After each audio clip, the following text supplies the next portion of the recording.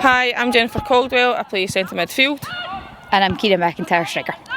How much are you looking forward to playing at the SMiSA Stadium this weekend? It'll be a great occasion, really looking forward to it and playing in front of the home crowd again. Having played in October, it was a great atmosphere. Really looking forward to it. Yeah, it's good to get the opportunity to do it again. I think we were pleased last time to be able to get a result, because I think it would have been a bit of a disaster to play at the stadium for the first time and not win. Hope we can do the same again on Sunday. Special way to end your last home game of the season as well. Yeah, it'll be fantastic to play there for the last game of the home season and get everyone along. And I think personally I'm looking forward to my children being there and walking out with them again and getting that experience with them. Yeah, I think it does mean something extra when you've been going to Love Street and then seeing Love Street obviously go away, and then the new stadium, and had some really good days at the new stadium. Already thinking about the Dundee United game on the pitch at the end, and then some bad days as well, some tough times. So yeah, I think you watch players, you dream of it when you're younger. Yeah, to get the opportunity again is good. I think as well, that the fact that both teams are top six for the first season together, I think that's a really good achievement for both of us, and to kind of end the season there with all the crowd to see how high we can go will be great. You're both St Mirren fans, as you've mentioned there. What does it mean to you? Is it that little bit more special given that this is your team? Oh yeah, absolutely. Like growing up, going to St Mirren games since I was maybe about 3, and then get my season ticket from possibly the age of 9, just to kind of dream of being on there and watching the kind of great St Mirren players like come through, and then actually be on there and kind of try and emulate what they've done, and hopefully get that feeling of possibly scoring in a goal would be great. What are the St Mirren heroes for you? Oh right, okay, so going back, probably one of the first players that I always remember is Jose Katongo. Like up and down that wing with his bright orange F50 boots, just dreaming of getting a pair of them. Yardley, another one. Oh, you've got to say Mark Yardley, come on, it's the first one that comes to mind.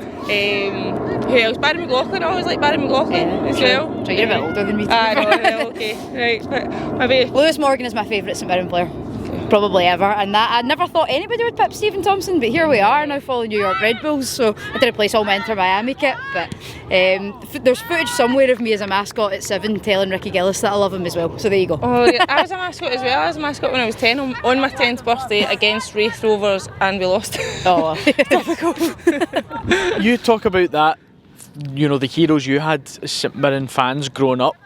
With you, the women's team now, and getting the chance to play at the stadium, do you see that as an opportunity for maybe you to be heroes to maybe some of the younger girls and boys that would come to games? Yeah, I think so. I think looking at it last time, I think there's definitely a lot more young kids coming along to our games here at Moss Edge and kind of being interacting with us more on social media and stuff. And again, they're now getting the opportunity to walk out with us in a Sunday, which is absolutely fantastic. And hopefully going through the game, like the development within the women's game itself and within Paisley and St Mirren is fantastic over the years. It's grown tenfold. So just to see that develop and them to see us as role models and that they can actually do it and continue on is great. You've both got full-time jobs, you train here at night, so obviously a lot of sacrifices for yourselves to pursue this. Is Sunday a nice reward for all the hard work that goes into it? Yeah, I think so. Yeah, sorry, you want me to say that? You want to go on, yeah, no, I think like everybody's got different things going on, and that's kind of what the price you pay at this level as well, is that we want to be here, we want to do it, we want to work hard for the club, but there's people who are doctors who are coming off night shifts, coming off 12-hour shifts, coming off real pressurised situations, and everyone's got different pressures. Jen's got kids, you know, and it's kind of different for everybody, but I think Kate really drills it in about a bit of a legacy. And you know, we watch the academy players come through, and yeah, we work hard, but actually it's probably not really about us. I think we look at the 12s, the 14s, the 16s, and particularly probably as St Mirren fans, we want there to be something for the future, and St Mirren as a club actually has, I think, what it takes to do something in the women's game, like Rangers, Celtic have, and I don't see why in future the club can't, you know, take that forward. I think for me, like just trying to be that role model, and there's a lot of us, there's a few of us in the team that have got young children, and just to see them come along and be there and be that role model for them is great. And I think as well, Kira's not mentioned it, but she coaches the under 16s as well, and to have that link throughout the whole academy of you can see it, you can be it, you can believe it, and just try and get there. Yeah. What do you make of the season you've had? I think it's been great. Having seen where the team was last year to where we are this year is ridiculously great achievement for us, and some of the games that we have played, the football that we've played has been absolutely outstanding, but it's just driving that consistency for us for next year and pushing, and we want to push next year to be kind of up there competing for promotion, and I think it's just kind of making these occasions like Sunday and getting more people along and publicising ourselves more will help that and help us drive that standard forward.